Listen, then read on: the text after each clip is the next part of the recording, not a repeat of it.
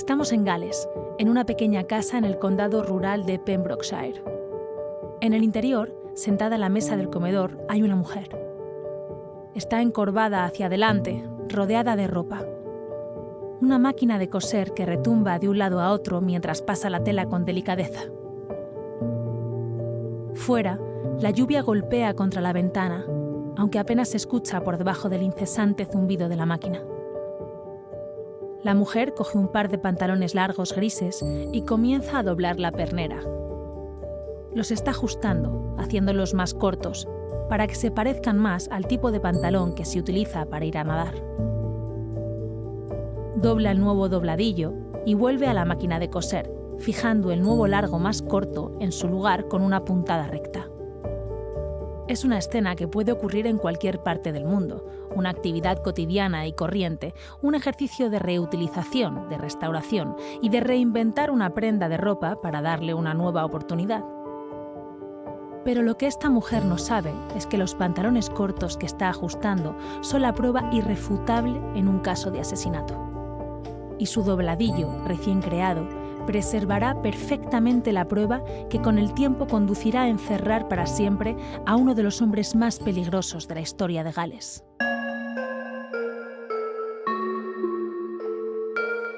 Me llamo Rómola Garay y soy actriz. Siempre me ha fascinado cómo se resuelven los crímenes, los asombrosos procesos que se llevan a cabo y las pruebas de cada caso.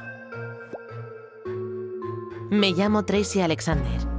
Soy la directora de la Academia Británica de Ciencias Forenses. He pasado años imaginando estos procesos, buscando pistas. He dedicado mi carrera a utilizar la ciencia para ayudar a la justicia. Mi trabajo ha logrado que cientos de delincuentes hayan ido a prisión y que los condenados injustamente hayan quedado en libertad. Juntas, vamos a destapar algunos de los casos más extraordinarios de todo el mundo. Descubriremos cómo, con la ayuda de la ciencia, elementos de la vida cotidiana se han convertido en la clave para atrapar a un asesino. Desde What's the Story Sounds, esto es Smoking Gun. Episodio 2. Los pantalones cortos.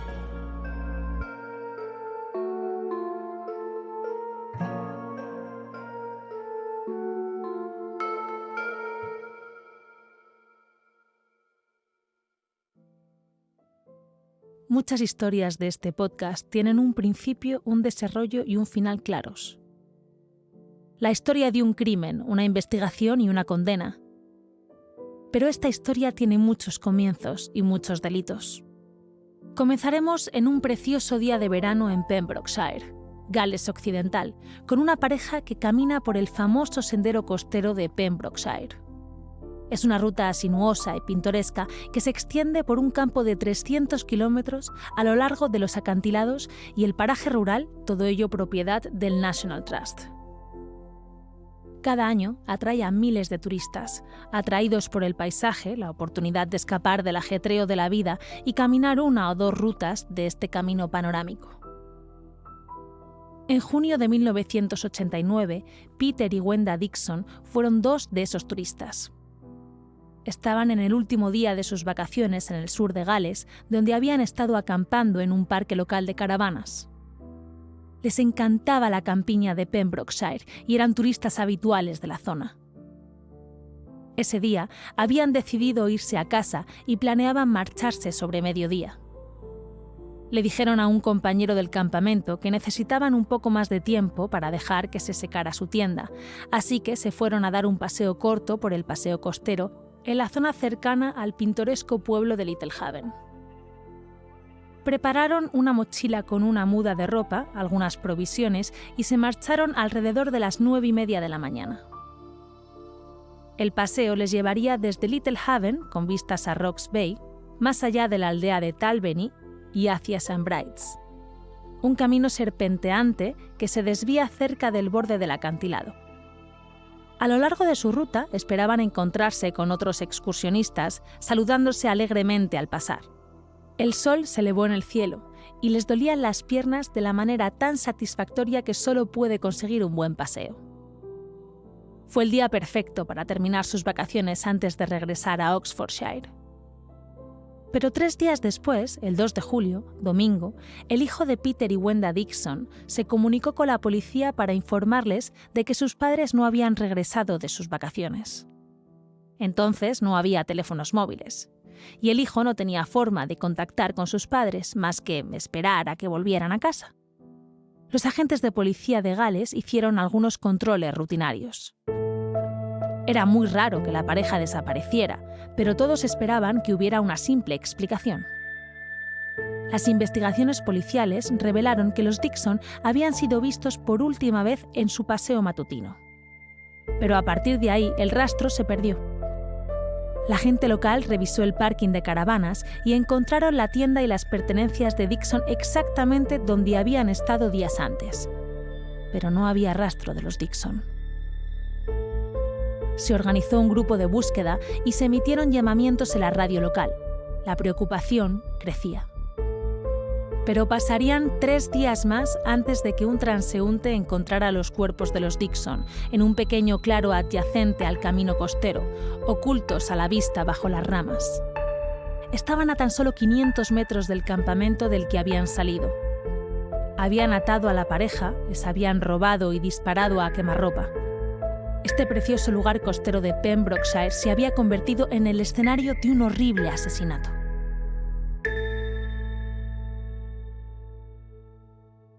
Este caso se lo asignaron a los investigadores de la policía local de Dythe Powers. Un caso diferente a todos los que la mayoría estaban acostumbrados e inicialmente tenían pocas pistas para continuar. No hubo testigos del crimen y nadie salió a la luz diciendo que habían escuchado algo durante sus paseos o días en familia. Hubo un informe de disparos alrededor de las 11 de la mañana, pero en una zona de tierras de cultivo, escuchar disparos no era particularmente inusual.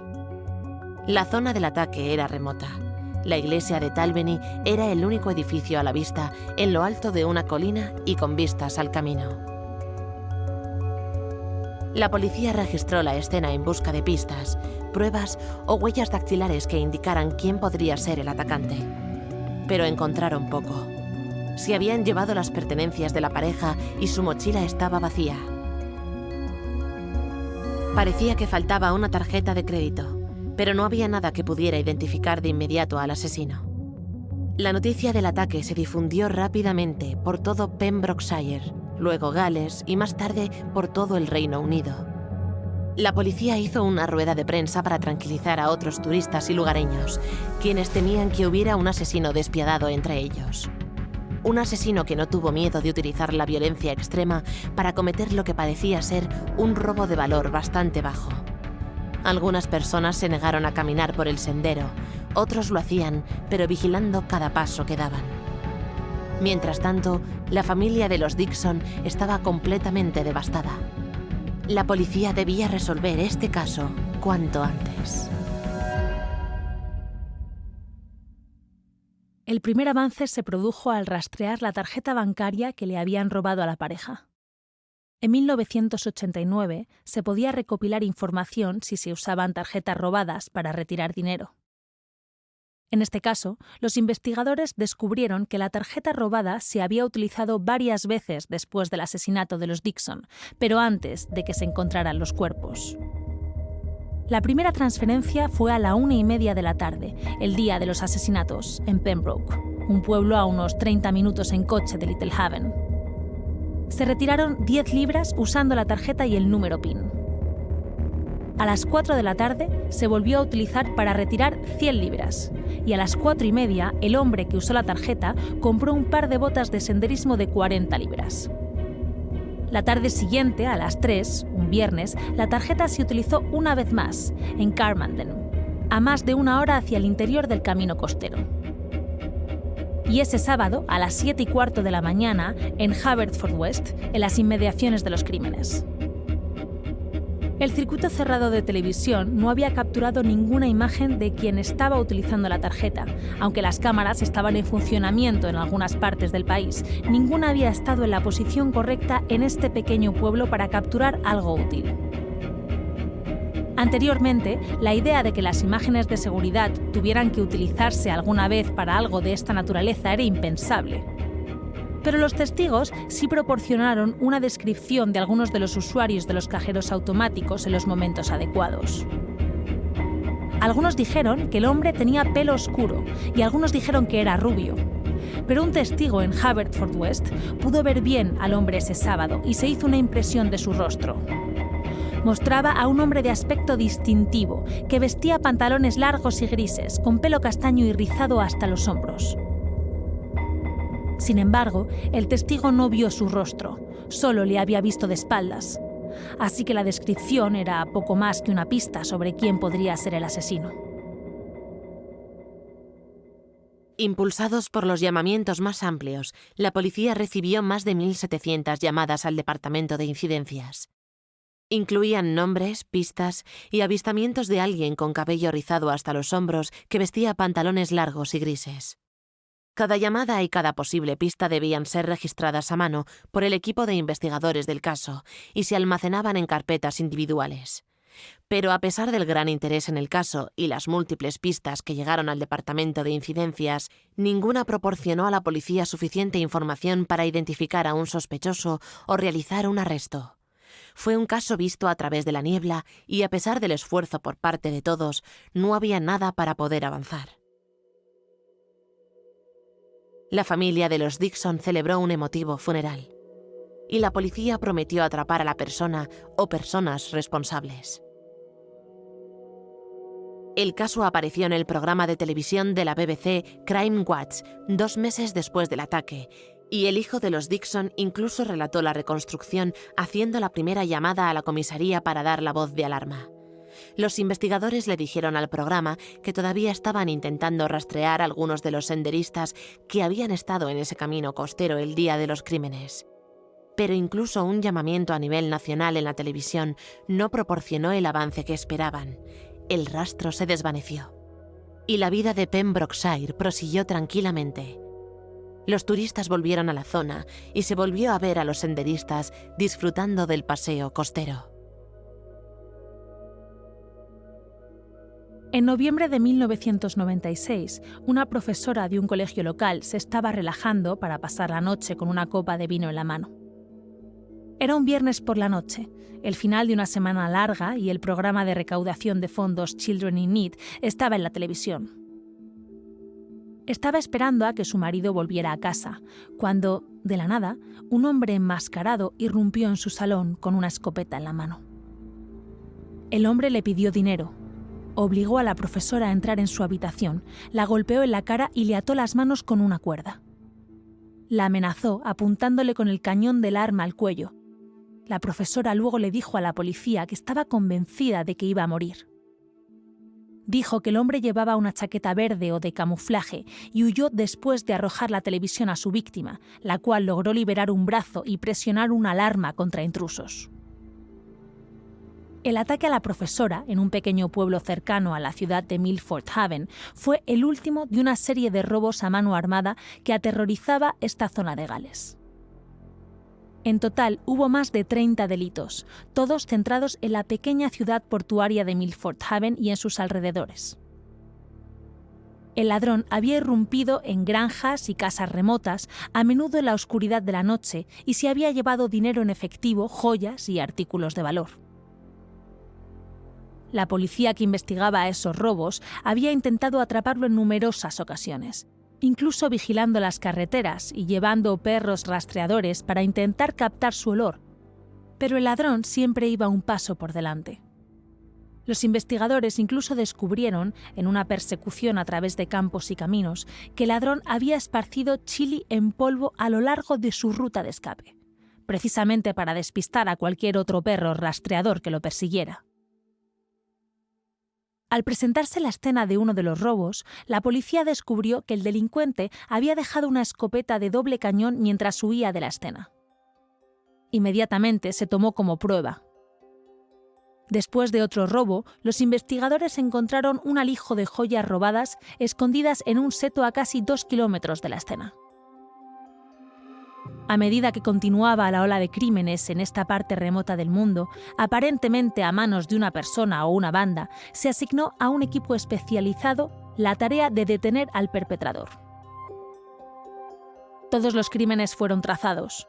Sus ubicaciones las analizó la policía en busca de patrones o pistas sobre quién estaba detrás de ellos y dónde podrían atacar a continuación. En una pared había un mapa lleno de hilos rojos donde se veían perfectamente los crímenes. Todos estaban conectados directamente por una serie de sinuosos senderos que atravesaban la zona rural de Pembrokeshire, de vuelta a la casa de un hombre, uno bien conocido por la policía, un hombre llamado John Cooper.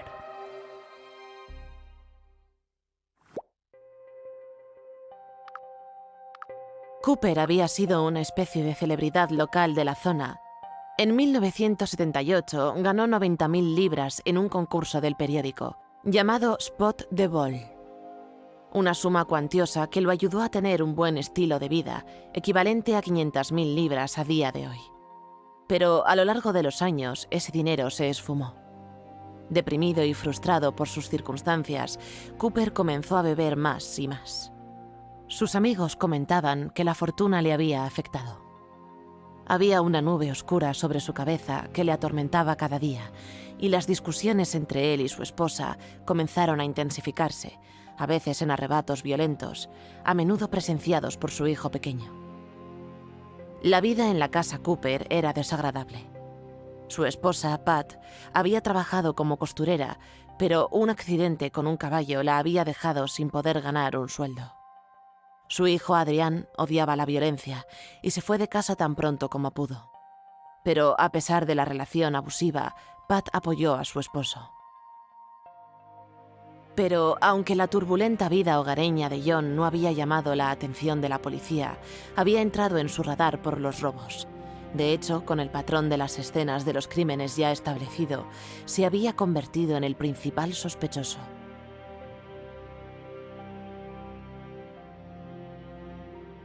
Ese patrón había sido suficiente para realizar una orden de registro en la casa de John. Y lo que encontró la policía fue suficiente para convencerlos de que sus instintos habían sido correctos. En todas partes de la casa, en su dormitorio, en la cocina, en el salón, incluso en el jardín, había numerosos elementos que lo relacionaban con la ola de robos de los últimos años. Un policía encontró una escopeta en un seto y también joyas y objetos que habían sido robados. Estos hallazgos vincularon directamente a Cooper a delitos específicos. Quizá lo más revelador dentro de la casa fueron las más de 500 llaves. Pruebas, quizás, de la trayectoria criminal de Cooper. La combinación de todas las pruebas fue suficiente para acusar a Cooper de ladrón en serie a punta de pistola. Se le acusó del ataque a la profesora y de 13 delitos más. Cooper negó las acusaciones, pero en el juicio en diciembre de 1998, el jurado lo declaró culpable y John William Cooper fue encarcelado 16 años. Pero no existía ninguna conexión con los asesinatos de los Dixon, ni con nada más.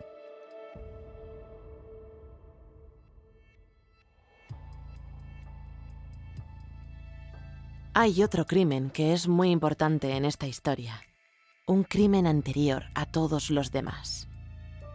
En diciembre de 1985, un incendio envolvió una mansión llamada Scobestone Park, a unos pocos kilómetros de Milford Haven. Las llamas se podían ver a kilómetros y la propiedad quedó destruida casi por completo. Dentro, los investigadores encontraron los cuerpos de los dos inquilinos, Richard y Helen Thomas. Lo que parecía ser un trágico accidente tomó un giro más siniestro, cuando, en una investigación posterior, se descubrió que ambas víctimas habían muerto por heridas de bala. A Helen la habían atado y amordazado antes de recibir un disparo en la cabeza, mientras que Richard, inicialmente, recibió un disparo en el exterior, antes de arrastrarlo dentro de la casa y dispararle una vez más. Ese crimen había permanecido archivado durante años, una investigación abierta y particularmente activa. No había pistas ni sospechosos y pocas pruebas que examinar. Ahora, en los primeros años del nuevo milenio, Pembrokeshire y la ciudad de Milford Haven estaban relativamente en calma. No habían ocurrido más incidentes trágicos. Los robos habían cesado. Había pocas dudas de que Cooper hubiera sido el responsable de aterrorizar la zona con esa serie de ataques, pero ¿era él también un asesino? ¿Habría sido él el responsable del doble asesinato en Scovenston Park? ¿Estaría detrás del doble asesinato de Peter y Wenda Dixon en el paseo costero? Hubo sugerencias que podrían indicar que sí. Después de todo, en ambos asesinatos se utilizó una escopeta de doble cañón, el mismo tipo de arma utilizada en los robos por los que Cooper ya había sido condenado. Y todos los crímenes habían tenido lugar en la misma zona geográfica. Pero esto no significaba ningún tipo de prueba. Para eso, la policía de Dive Powers necesitaría alguna prueba forense, algún vínculo científico para conectar a Cooper con los crímenes. Y para ello, en 2006, abrieron una nueva investigación llamada Operación Ottawa, con la intención de revisar los asesinatos sin resolver para ver si había alguna prueba que pudiera ayudar a resolverlos. Yo he llevado muchas investigaciones de casos sin resolver que se reabren años después del suceso para ver si nuevas técnicas o un par de ojos frescos pueden arrojar luz sobre lo sucedido. Es importante no buscar pistas que puedan implicar a un individuo en particular, sino ir buscando con una mente abierta. Y eso es lo que hizo la policía con la Operación Ottawa. Pero en el fondo, sabían que Cooper podría ser un potencial sospechoso.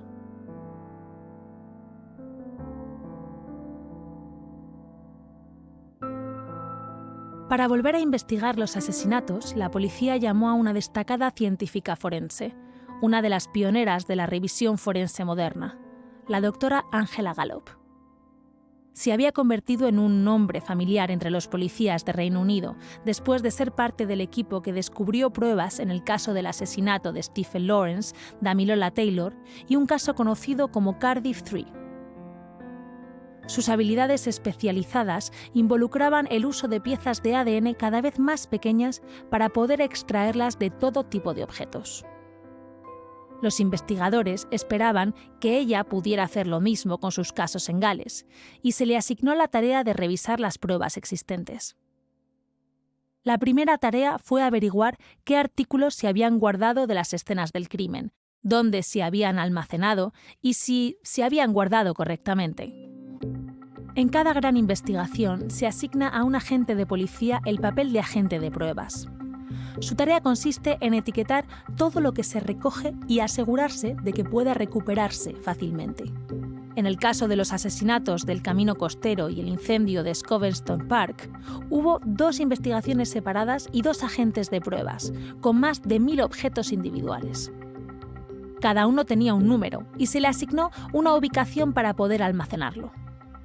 Había un sistema para asegurarse de que las pruebas no pudieran entrar en contacto entre sí, asegurándose de que ninguna pista forense pudiera contaminar a otra.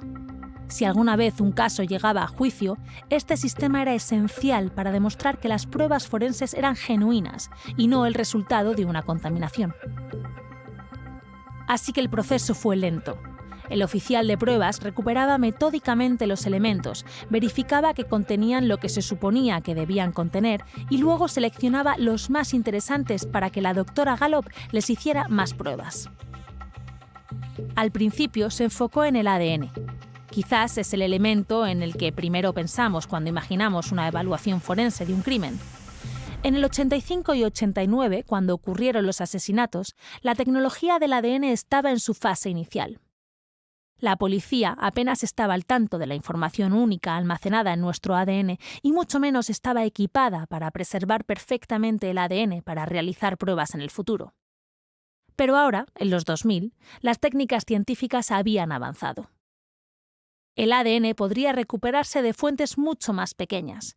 En lugar de solo encontrarlo en sangre o saliva, expertos como la doctora Gallop podían obtener perfiles de ADN de elementos que el asesino pudo haber manipulado o con los que estuvo en contacto.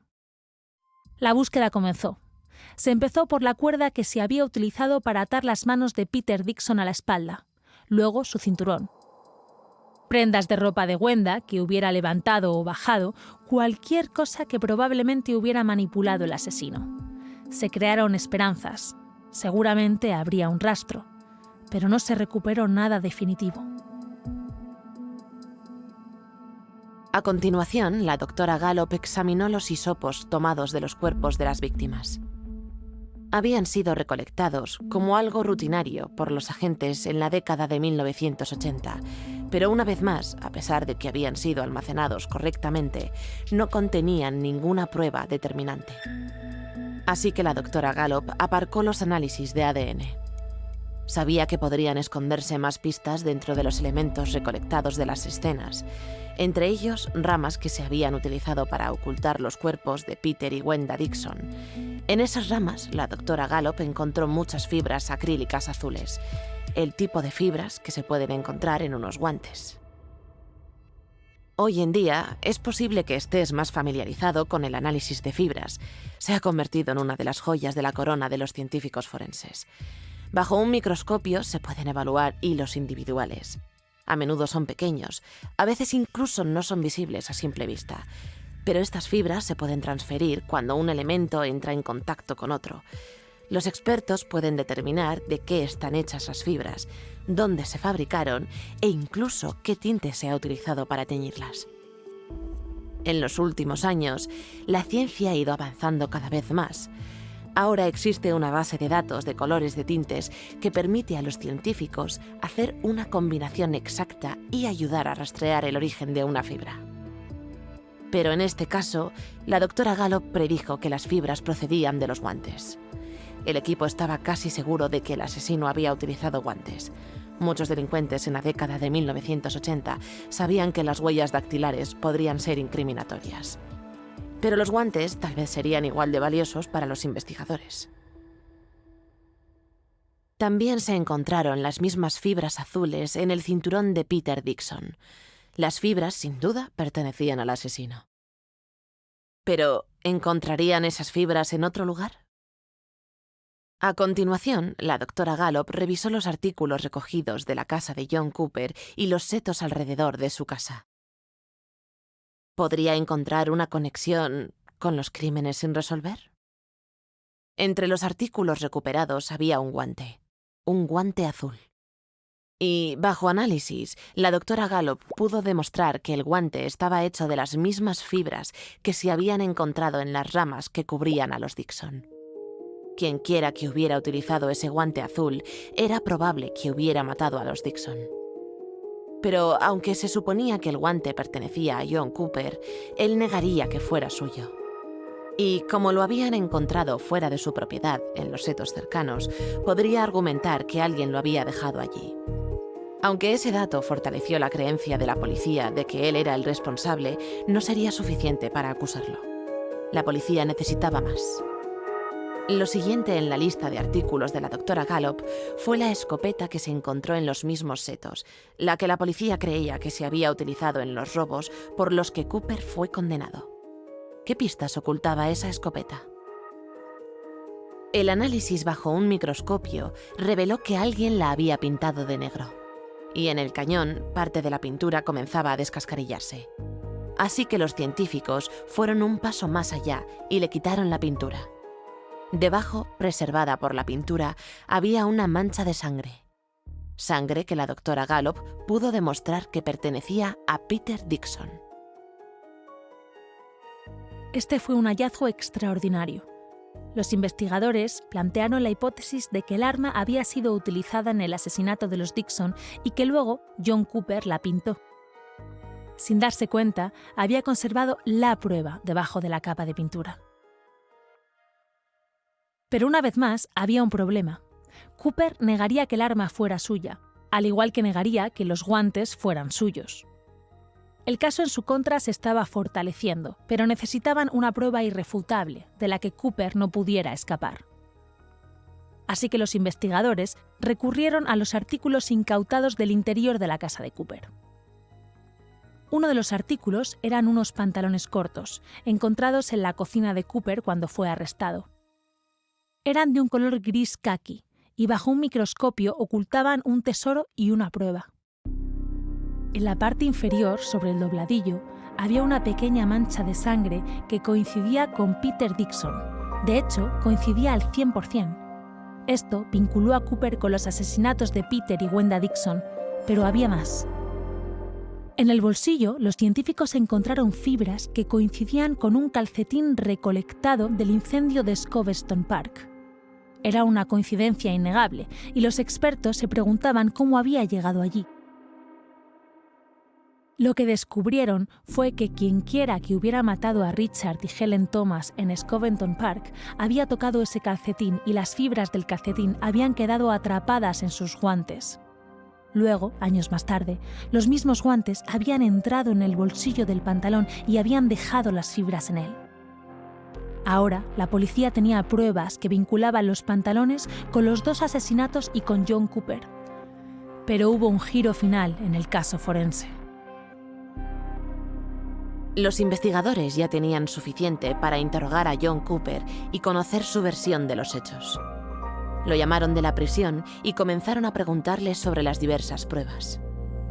Pero, recuerda, en los días posteriores al asesinato de los Dixon en el paseo costero, un testigo había visto a un hombre usando su tarjeta bancaria en las calles de Milford Haven, y ese testigo había ayudado a crear una impresión artística del aspecto de ese hombre, fornido, con el pelo rizado hasta los hombros y vestido con pantalones cortos de color caqui. Los investigadores primero querían ver si la impresión artística se parecía a la apariencia de Cooper en ese momento, y estaban de suerte. Apenas unas semanas después de los asesinatos, el propio John Cooper apareció en un programa de televisión llamado Bullseye. Había estado compitiendo para ganar un premio en efectivo y en el programa habló sobre su amor por la campiña galesa. Esa grabación la consiguieron los agentes policiales y se sorprendieron al descubrir que el pelo y la complexión de Cooper coincidían exactamente con la impresión artística. Como explicó el investigador jefe, era tan similar que parecía un retrato. Pero además, en la impresión artística, el hombre llevaba pantalones cortos. Y los agentes de policía sospecharon que eran los mismos incautados de la casa de Cooper. Así que le preguntaron. Cooper estuvo de acuerdo en que los pantalones cortos que le mostraron eran suyos. Los describió como sus pantalones de baño. Luego los agentes le mostraron la impresión artística y le preguntaron a John Cooper si estaba de acuerdo en que la imagen mostraba los mismos pantalones. Pero Cooper tuvo una observación intrigante. Miró de cerca los pantalones y señaló una sutil diferencia. Sus pantalones eran para bañarse. Se trataba de un bañador. Los pantalones del dibujo eran más largos, no eran iguales. Los investigadores se sorprendieron, pero admitieron que la longitud de los pantalones cortos difería, aunque les llamó la atención el dobladillo. De vuelta bajo el microscopio, la doctora Gallop echó otro vistazo. Y efectivamente descubrió que los pantalones cortos habían sido alterados. Anteriormente los pantalones cortos habían sido un poco más largos y transformados en pantalones cortos. Y debajo del dobladillo recién cosido, en la parte más larga de los pantalones cortos, había otra mancha de sangre. Esta sangre no coincidía con la de Dixon, y no coincidía con la de Thomas, y no coincidía con la de John Cooper. En cambio, coincidía con la propia hija de los Dixon. ¿Confundido? Pues así estaban los investigadores también, hasta que se dieron cuenta de algo sorprendente. John Cooper había asesinado a los Dixon vistiendo su propia ropa, pero al llevar a cabo el crimen se manchó de sangre. Así que registró las pertenencias de los Dixon y encontró una muda de ropa, unos pantalones cortos pertenecientes a Wenda Dixon. Esos pantalones cortos tenían una mancha de sangre de la hija de Dixon, algo tan inocuo como de un corte en un dedo o en una rodilla. Luego, Cooper se puso los pantalones cortos y se dirigió a la ciudad, donde sacó dinero con la tarjeta bancaria de los Dixon. Después se quedó con los pantalones y le pidió a su esposa que los cortara y los convirtiera en un bañador.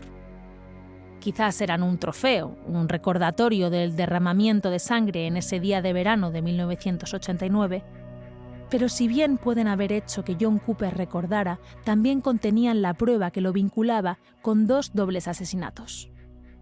Ya no había cabida para excusas o negaciones. El peso de las pruebas, desde la impresión artística hasta los pantalones cortos, los guantes y la escopeta, creó un caso abrumador. Por aquel entonces, John Cooper había salido de prisión y estaba de nuevo en las calles como un hombre libre. En ese momento, se envió a la policía a arrestarlo y acusarlo de 4 cargos de asesinato. En mayo de 2009, Cooper fue detenido en las calles de Haverfordwest. Cuando los agentes que lo arrestaron vieron su coche, encontraron un mapa, un pasamontañas y una cuerda. Al parecer, estaba tramando otra ola de crímenes. En 2011, Cooper fue juzgado. Un jurado escuchó las pruebas y su negación y creyeron que era el culpable de los 4 asesinatos. John William Cooper fue declarado culpable y se determinó que pasaría el resto de su vida en prisión.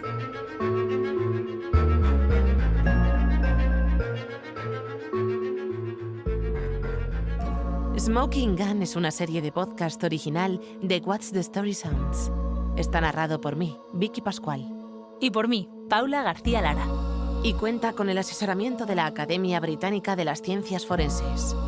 Su trabajo apoya la lucha internacional para mejorar las técnicas forenses, para compartir ideas y desarrollar las técnicas de criminología y científico-forenses del futuro. Si te ha gustado el episodio, deja tu valoración y comentarios. Puedes escuchar en Podimo un capítulo de Smoking Gun cada semana.